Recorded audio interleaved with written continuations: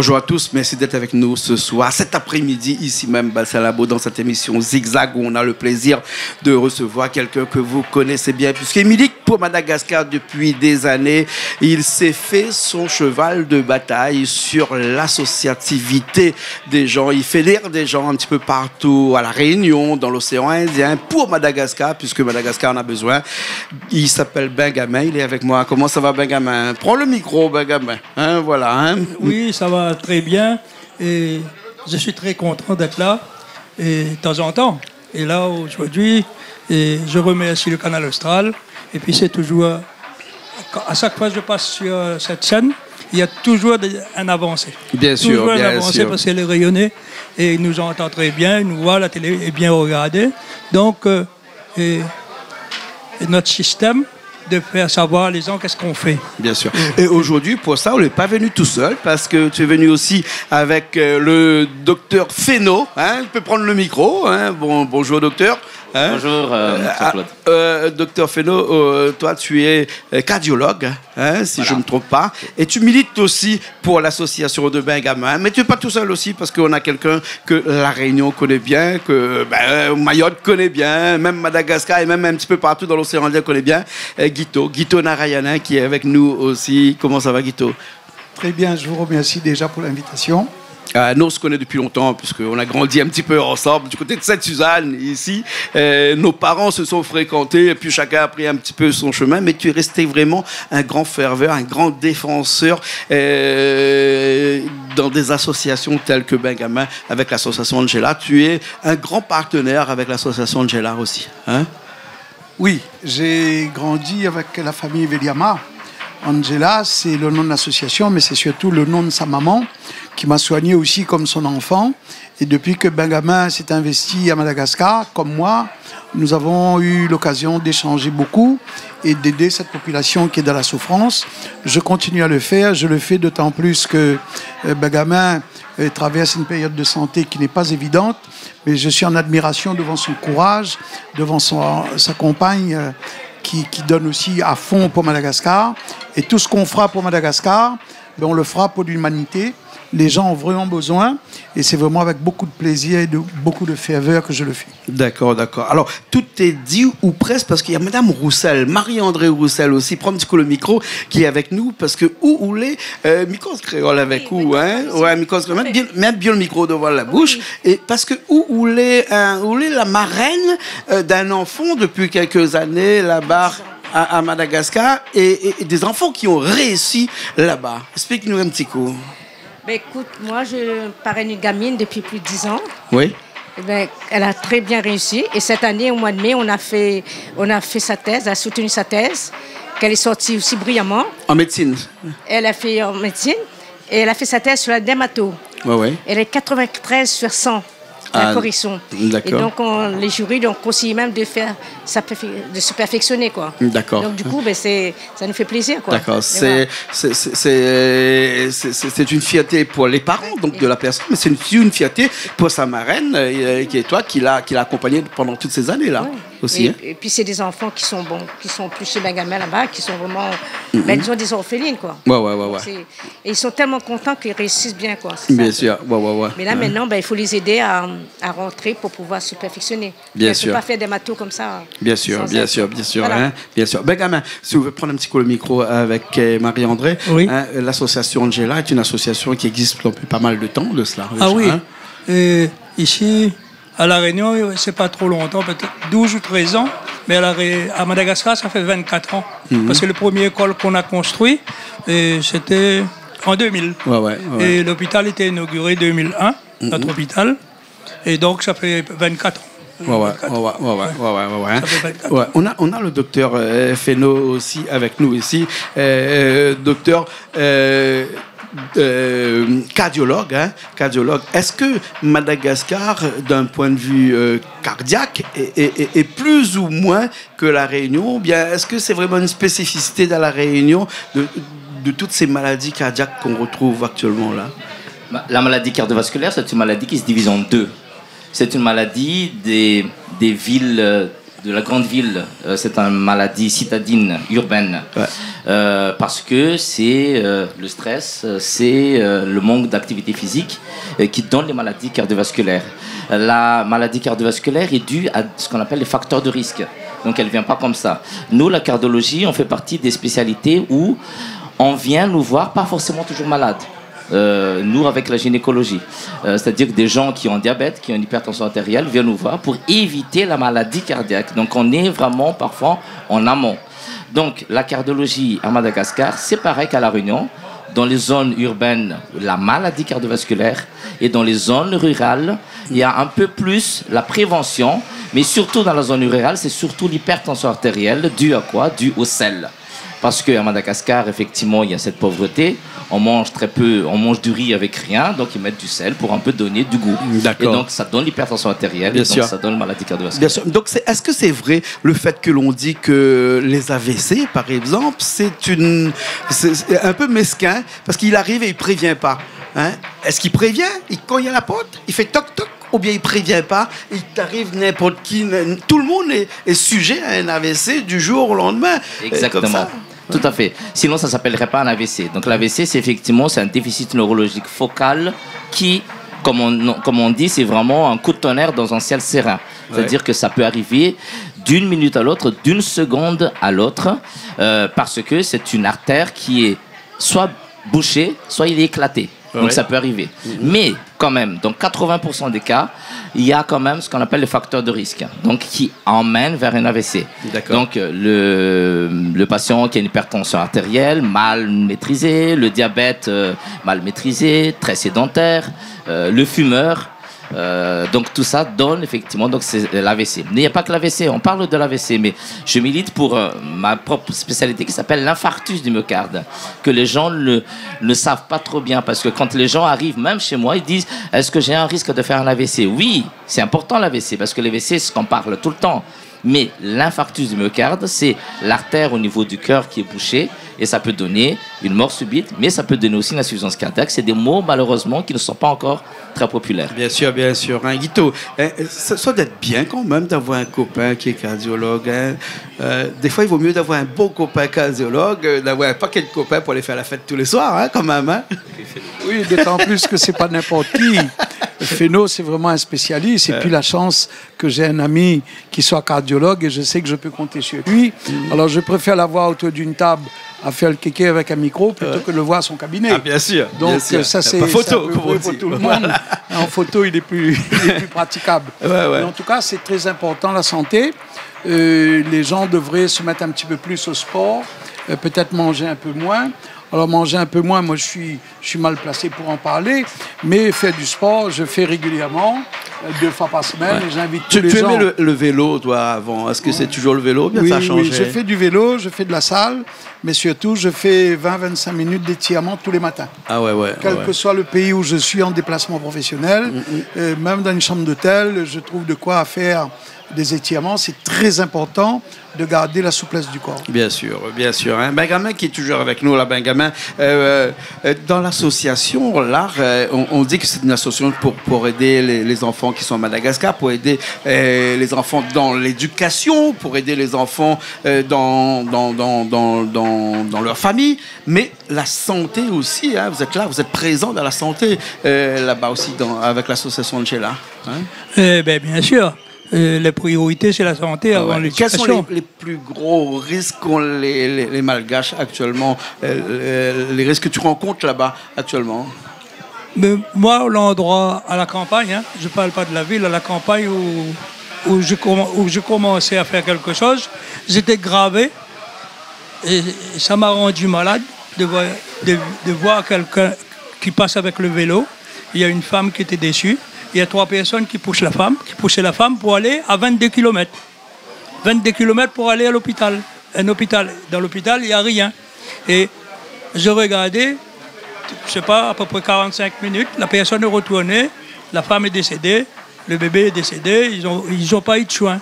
Et depuis ce jour-là, avec mon épouse, Christine, qui est là, on a décidé de faire un hôpital. Bah ouais. On a fait un hôpital, on a mis des docteurs et on n'a pas sauvé tout le monde. Maintenant, ça a changé. Et d'ailleurs, depuis des années. Pour la Pentecôte, notre grande fête pour Angela, c'est toujours la Pentecôte. Pourquoi la Pentecôte? Parce que c'est ce jour-là qu'elle est décédée en 2000.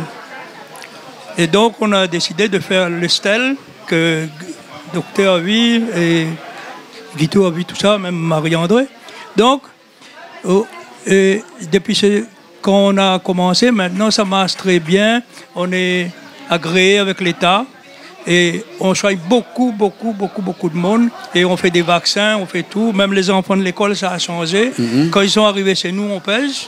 Et après 6 mois, 1 an, on pèse les enfants et ils ont grossi 2 ou 3 kilos. Ah ouais, d'accord. Okay. Marie-André, peut-être peut nous dire aussi est-ce qu'on ressent la fierté dans les enfants que l'on parraine là-bas, l'on marraine. Parce qu'en plus, mon métier, c'est les enfants. Hein.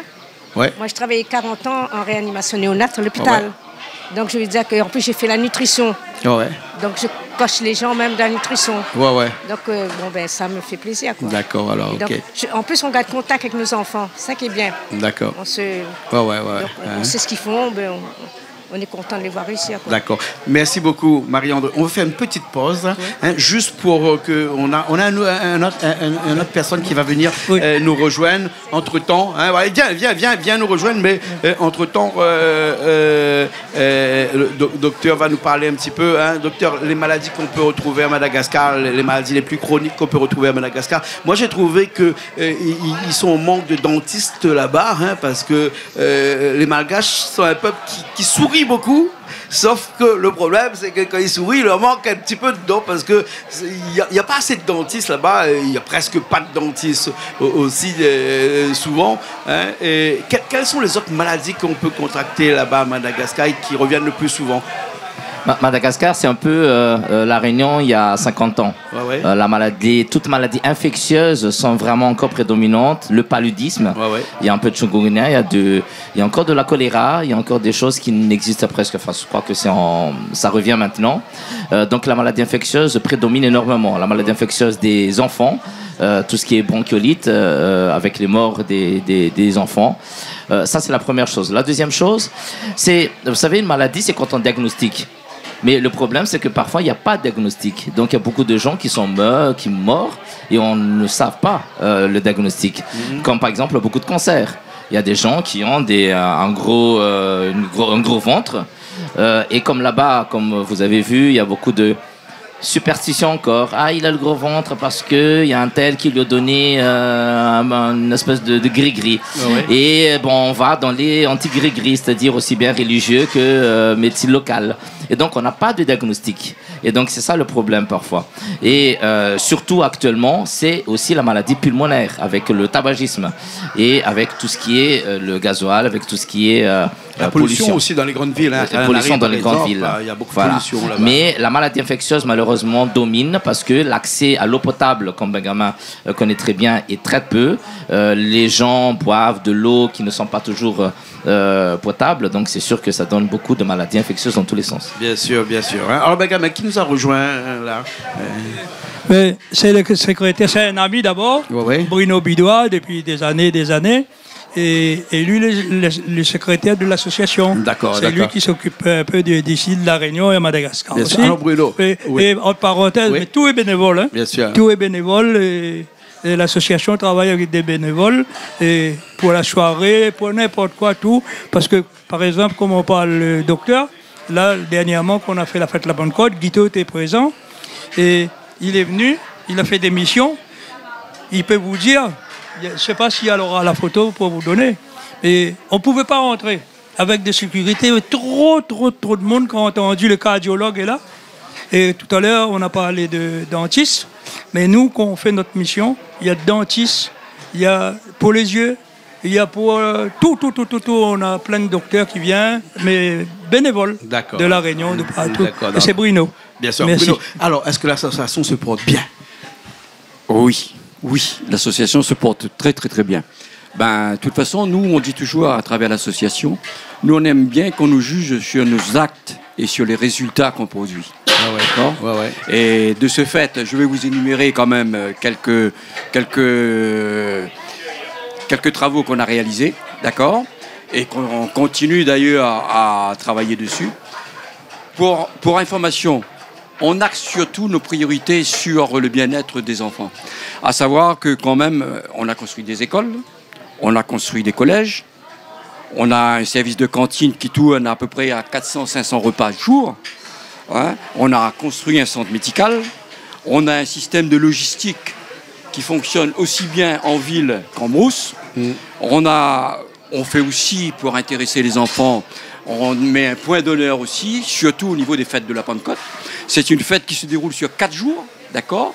Il y a des enfants qui font une semaine de marche pour venir chez nous, d'accord ? Et dans cette fête-là, on peut distribuer sur 4 jours environ vers 14 000 repas. Je ne sais pas si vous vous rendez compte. Alors, donc, c'est pourquoi je vous dis, notre association, c'est une association qui se porte bien, qui a de l'ambition. Alors, Bruno, toi, tu es le secrétaire de l'association, tu n'es pas le trésorier, mais comme le trésorier n'est pas là, Bergamin, je vais peut-être te poser la question. Comment vous faites pour financer tout ça? Ben, écoutez, nous, le financement, c'est simple. Hein. Nous, à travers l'association, on a pris l'ambition quand même de se mouiller la chemise pour pouvoir arriver à quelque chose.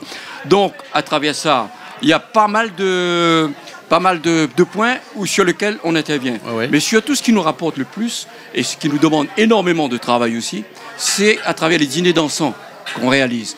D'ailleurs, de ce fait, chaque association, l'homme allemand, fait simplement un seul dîner dansant. Mais nous, pour parvenir à subvenir aux besoins de l'association, par rapport aux nombreux travaux qu'on entreprend, on en fait 2.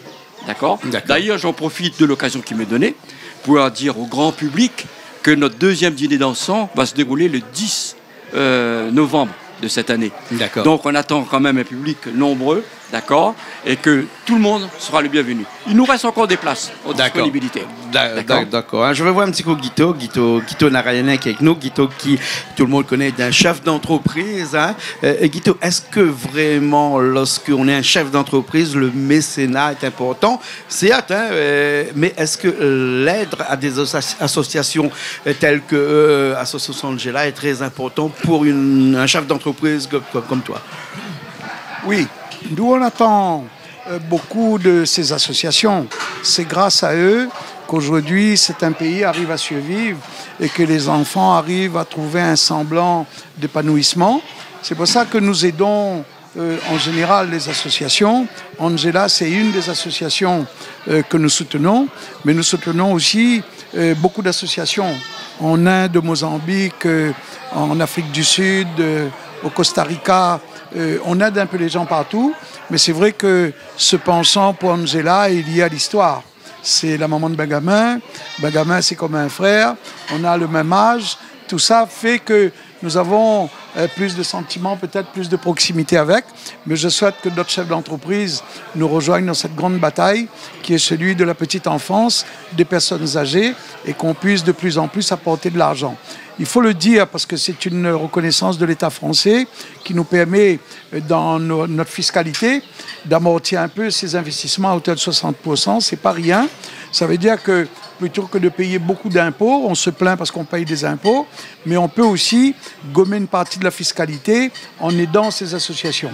Pas aider des gens qui font rien et qui se servent de l'association pour pousser, pour grandir, mais des associations telles que pilotées comme Benjamin le fait avec Angela, c'est un honneur, c'est une fierté et ça a beaucoup de résultats et c'est ce qui est très important pour nous parce qu'aujourd'hui les commissaires aux comptes ils nous demandent ce qu'on fait avec cet argent. Nous-mêmes on est obligés d'apporter des preuves de réussite. J'ai eu le plaisir d'assister à la dernière Pentecôte à Madagascar. J'ai vu peut-être 20 000 personnes manger pendant une semaine. Oui. J'ai vu, je crois qu'ils ont tué une trentaine de bœufs, presque 50 cochons, 300, 400 canards et de poulets. Tout ça, ça a un coût. Le riz même, il y a eu peut-être pour 10 tonnes de riz. Tout ça, il faut acheter. Tout ça, il faut faire. Et quand les enfants viennent à cette manifestation, peut-être que depuis 2 mois, ils n'ont pas mangé de viande. Et c'est vraiment la fête. Et seulement les regarder manger, ça nous remplit le cœur. Et c'est pour ça que nous sommes là aujourd'hui et nous allons toujours soutenir ce genre d'association. Et en ce qui me concerne, Angela, bien évidemment. Bien sûr, bien sûr. Benjamin, peut-être là l'occasion de faire un appel aussi à tous ces chefs d'entreprise qui nous regardent, hein, et qui soient installés ici à La Réunion, à Mayotte, un petit peu comme Guito, et puis après aussi dans tout l'océan Indien, puisque Canal Austral est diffusé dans toute la zone de l'océan Indien. Un petit appel pour ces gens-là, pour aider quand même les associations en général, et plus particulièrement l'association Angela. Ben, écoute, déjà, je remercie déjà toute l'équipe qui nous a soutenus. Sans eux, on ne pouvait pas arriver. Sans La Réunion, on ne pouvait pas arriver à Madagascar. C'est ce qu'on fait aujourd'hui. Et on ne peut pas y arriver. Et bien sûr, je fais la demande, et c'est toujours comme ça. Comme la dame Marie-André a dit tout à l'heure, elle a parrainé un enfant plus de 10 ans, je crois que c'est 14 ans. Et elle est fière, elle est contente à son âge d'avoir un docteur. Et en plus que ça, il y a encore d'autres personnes qui ne pouvaient pas venir, aujourd'hui c'est vendredi, il y a des gens qui travaillent. Il y a un électromécanicien qui était parrainé avec quelques avirons. Il est à l'île Maurice, dans une grande boîte. Il y a une autre personne qui est chef logistique, directeur de logistique. Il est à l'île Maurice aussi. Et là, il n'y a pas longtemps, il y a un mois. Mais ça fait plaisir, ça fait chaud au cœur. Combien de sages-femmes qu'on a? Et on a infirmiers anesthésistes. On a beaucoup de modistes. Des modistes, des femmes qui font des vêtements maintenant. Et tout ce qui était arrivé il y a plus de 20 ans, quand je dis. Et tout ça. Et ces gens-là, pour les emmener, quand je construis l'école, pour les emmener à l'école, c'était un gros problème pour les emmener à l'école. Moi, avec mon épouse, on est parti frapper à sa maison pour dire avec eux, on voit vos enfants à l'école. Mais qui va garder le bœuf? Qui va planter de manioc? Qui va faire ceci? Qui va faire cela? Difficilement, on a pu avoir 150 au lieu de 400. Et après, on a eu une idée du pourquoi on ne fait pas un cantine scolaire. On est venu, on a proposé à La Réunion, voilà, est-ce qu'on peut faire un cantine scolaire, voilà, on a fait les calculs, tout ça, combien ça va coûter, et pour faire ça, et c'était parti. Oh ouais. Je suis très écouté à La Réunion avec les amis, et donc, l'association fait une cantine scolaire. Il fallait embaucher. Les cantines scolaires, il y a 5 cuisinières. Il y a un responsable, et jusqu'à maintenant, notre école, maintenant, on ne sait plus quoi faire. Dernièrement, pour la Pentecôte, on a inauguré 2 salles de collège. Et là, j'étais là-bas il y a 3 semaines. On m'a demandé encore 2 classes pour les petites enfances. Parce que pourquoi? On donne le repas. Et c'est le repas qui est très, très important. Maintenant, même le gardien de bœuf ou le planteur de manioc, ils viennent maintenant. Il y en a qui arrivent à 10 ans. Et comme on a dit tout à l'heure, ces enfants-là, par exemple, il y a un là-dedans, l'électromécanicien qui est à l'île Maurice. Lui, il avait 6 ans quand il est arrivé chez moi. 6 ans. Même il y a des gens qui déposent dans notre parking des enfants comme ça. Mais maintenant, il y a de caméras, mais on attrape et puis on s'explique et puis on regarde et on fait. Bien sûr. Voilà, c'est ça. Bien sûr, bien sûr. L'association Angela à Madagascar, l'association Angela dans l'océan Indien, l'association Angela à La Réunion. Bruno, un petit mot juste pour qu'on puisse finir cette émission-là. Hein? Voilà. Hein? Oui. Un petit mot juste sur l'association, bien sûr. Hein. L'association, ça t'a apporté aussi beaucoup de choses parce qu'on dit toujours que lorsqu'on monte des associations comme ça, on rend service à une population, notamment là à Madagascar, mais quelque part, on nous rend aussi un petit peu service aussi parce que ça nous crée aussi une autosatisfaction qui nous permet, le docteur va nous dire peut-être tout à l'heure, de ne pas sombrer dans un certain nombre de maladies parce que quand on est bien, quand on est joyeux, on a moins mal et la maladie, il s'en va un petit peu, lui, hein. On est quand même un répulseur aussi de cette maladie-là. Hein. Voilà. Non, mais à travers l'association, ce qu'on peut dire, c'est que bon, ça nous ramène vraiment les pieds sur terre, parce que là, dans l'association, on côtoie tout type de personnes. Oui. Et tout différents types de niveaux de chaque personne. Donc, l'association, je pense que c'est vraiment presque un guérisseur de maladies. D'accord ? Ouais. Et ça nous ramène aussi sur le fait qu'il ne faut pas qu'on oublie qui nous sommes. Bien sûr. D'accord ? Bien sûr. Et qu'est-ce qu'on veut devenir et qu'est-ce qu'on veut garder comme tradition. D'accord. Il ne faut pas qu'on perde notre tradition créole. Le créole, il a vraiment la main sur le cœur. D'accord ? Le cœur sur la main, comme vous voulez. Mais nous, il faut qu'on arrive quand même à persuader d'autres personnes, d'accord, de nous rejoindre. Parce qu'à travers cette association, plus on sera nombreux, plus on sera performant. Et nos cousins d'à côté, nos amis, nos frères d'à côté, ils ont besoin de nous. Ici, nous, on vit dans une certaine sorte d'opulence, d'accord? Mais il ne faut pas oublier, comme je l'ai dit tout à l'heure, comment on a vécu, d'accord? Ça, il faut garder en mémoire. Et puis, il faut se dire aussi, maintenant qu'on a la possibilité, je ne dis pas pour tout le monde, mais les gens qui ont la possibilité d'aider les autres, ben, ils seront toujours les bienvenus et on les attend. D'accord, merci beaucoup. Merci beaucoup. Merci aussi beaucoup. Oui, docteur Fesneau, toi tu es dans l'association Angela, mais aussi tu as une association aussi à Madagascar là-bas. Oui, donc une association depuis 2019, TIN Organisation. Alors c'est une association en fait dans la prévention et dans l'éducation de la maladie cardiovasculaire. On calcule à Madagascar, le salaire moyen c'est 200-300 euros par mois. Quand la personne a, par exemple, un diabète, une hypertension artérielle, il dépense à peu près 50 euros par mois, ce qui est déjà beaucoup. Dès que la maladie cardiaque arrive, il dépense presque 200 à 300 euros par mois, donc presque tout son salaire. Et donc, il ne va pas se soigner, il va décéder. Et qu'est-ce qui se passe quand les personnes décèdent? Le père, par exemple, décède. Eh bien, les enfants sont obligés d'arrêter d'aller à l'école. Et le gamin, c'est le gamin qui va casser votre voiture. C'est le gamin qui va faire le cambriolage. Et la fille va errer, qui va faire n'importe quoi. Donc, c'est très important d'aller vers la prévention et vers l'éducation avant que les maladies cardiovasculaires arrivent. Raison pour laquelle mon association a été fondée donc en 2019. Et aucune hésitation d'avoir aidé l'association Angela pour qu'on puisse également, dans là où il est, beaucoup de populations qui ont une hypertension artérielle pour éviter justement que la maladie cardiovasculaire arrive. Et donc, c'est notre mission. D'accord, d'accord. Guito, un petit mot pour qu'on puisse finir cette émission-là. Un petit mot juste... il paraît qu'il y a plus de 120 ans que l'associativité existe, hein, les associations existent, parce qu'on parle là d'une loi 1901, hein, bien sûr. Hein, et ça a toujours existé, ça existera toujours tant qu'il y aura des gens comme toi, hein, comme le docteur, comme vous tous ici, hein, qui vont mettre la main à l'intérieur à tout ce travail-là pour pouvoir faire avancer les associations. On ne dit pas que là, les associations sont une alternative à l'État, puisque l'État fait son travail, mais les associations aussi ont leur travail à faire et ça doit continuer encore comme ça. Alors, c'est une question qui tombe à point nommé. La restriction économique fait que aujourd'hui, 52% des entreprises, selon une publication de l'INSEE, traversent une période difficile. Inévitablement, cela aura une influence sur les associations. Des gens comme nous qui aidons pléthore d'associations, ben nous aurons la main un petit peu plus lourde parce qu'on n'aura plus autant de moyens qu'on a eu dans le passé pour aider ces gens-là. C'est pour autant important et nécessaire de le faire. C'est pour ça que je demande aussi aux associations parfois de réduire un petit peu la voilure, de faire des opérations vraiment nécessaires, de serrer sur les dépenses comme nous on le fait en entreprise, parce qu'il faut se pincer le nez. Je pense que l'État français comme l'Europe, nous allons affronter une période particulièrement difficile. La planète traverse un moment difficile. Et naturellement, tout ça a des effets sur les associations, sur la partie qu'on pense donner, mais on ne peut pas donner si on n'a pas soi-même.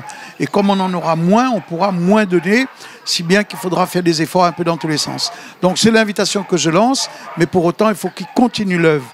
Sur Madagascar, nous avons 3 associations. Il y a une qui est basée à Majinga, avec le docteur Jean-Paul Demure, et une que je préside qui est sur Tamatave, qu'on fait dans la petite enfance. Tout ce qui est scolaire, écolage et tout ça, on aide les enfants. Mais mon Dieu, déjà, 3 associations à l'échelle de Madagascar, c'est rien du tout.